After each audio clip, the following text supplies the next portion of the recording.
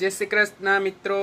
આજનું પંચાંગ તારીખ 17/10/2025 ને શુક્રવાર, વિક્રમ સંવંત 2081। આજની તિથિ છે આસોવદ 11, એટલે કે મિત્રો આજે વૈષ્ણવી એકાદશી છે। કૃષ્ણ પક્ષ, સૂર્યોદય સવારે 6:36, સૂર્યાસ્ત સાંજે 6:12। આજના જન્મેલા બાળકની રાશિ છે મિત્રો સિંહ રાશિ।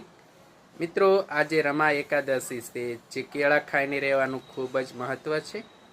આજની એકાદશીના પારણ આવતીકાલે તારીખ 18/10/2025 ને શનિવારે સવારે 6:35 થી 10:27 સુધી કરવા।